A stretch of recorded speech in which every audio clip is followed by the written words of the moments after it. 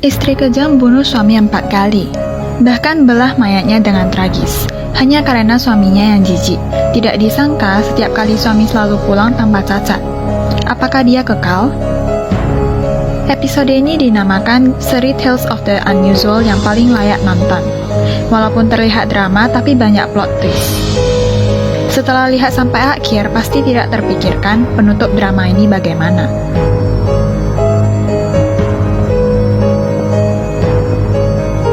Ada sebuah sarung tangan kulit. Saat mengambil kunci logam besar, dia mengangkatnya.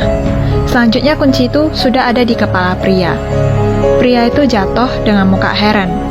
Belum pahami situasi, sudah dipukul berkali-kali. Wanita yang mengambil alat ini adalah wanita yang bernama Hira, sedangkan yang dipukul mati itu suaminya William.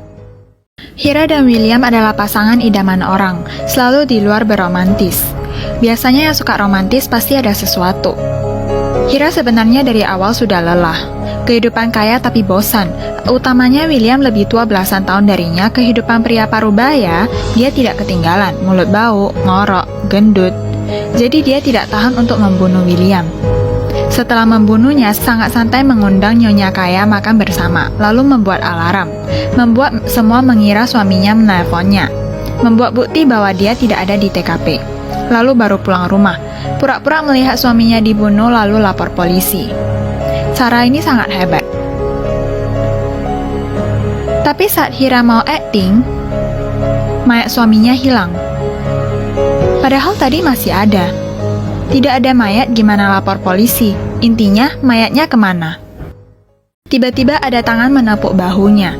Hira menoleh dengan bingung. William berdiri di depan matanya.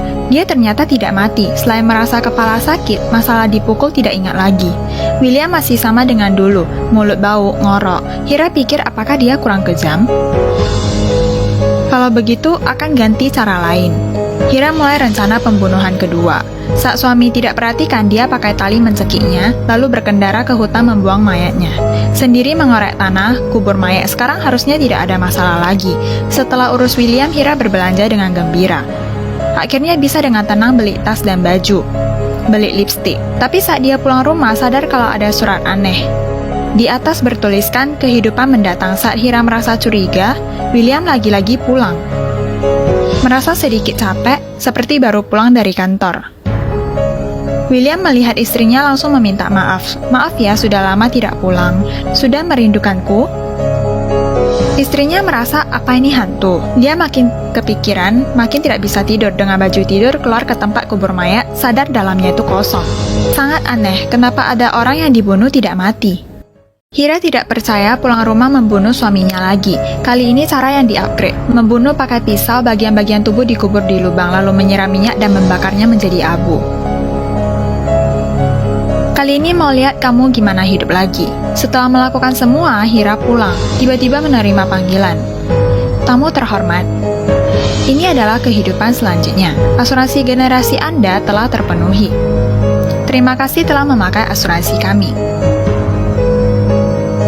Hira menemukan perusahaan ini. Pegawai yang tanggung jawab dengan asuransi diam-diam membawa Hira ke tempat lain, sepertinya ada rahasia. Ternyata suami dibunuh berkali-kali setiap kali pulang tanpa cacat. Ternyata dia membeli asuransi regenerasi. Asuransi ini dikhususkan untuk orang kaya. Asuransi khusus. Mereka akan meminta DNA kamu. Jika tamunya meninggal, perusahaan akan mengeluarkan kloningan, lalu memasukkan ingatan tamu ke dalam otak kloningan, seperti tamu tidak mati. Tentu saja untuk menghindari kejadian balas dendam, mereka langsung bisa menghapus ingatan kematian. Sebenarnya tapi ini kelebihan asuransi ini untuk keluarga korban, untuk mengurangi kesedihan keluarga. Setelah mendengarnya, Hira mengingat sumpah suaminya saat pernikahan. Aku akan memakai nyawa mencintaimu. Ternyata begini. Melihat foto yang hancur, Hira mulai mengingat kejadiannya dengan suaminya. Walaupun mulut bau, ngorok, jijik, tapi memperlakukannya sangat baik. Saat Hira menangis, pintu dibuka. William dengan penampilan sedikit tampan masuk. Apakah asuransi ini masih ada kesempatan satu kali lagi? Hira sangat gembira. Dia bisa menggunakan kesempatan terakhir bersama William lagi. Mulut Bauk juga tidak terlalu parah lagi. Saat ini telepon William bunyi, melihat SMS gawat. Di HP itu ternyata foto bersama istrinya dengan laki-laki lain. Selingkuh. Masalah ini walaupun cloningan juga tidak tahan, langsung menyerang dan membunuh istrinya. Setelah istri yang meninggal, dia merasa terlalu impulsif, sedikit menyesal jadi bunuh diri. Mungkin karena dia tidak terima kebenaran ditikung.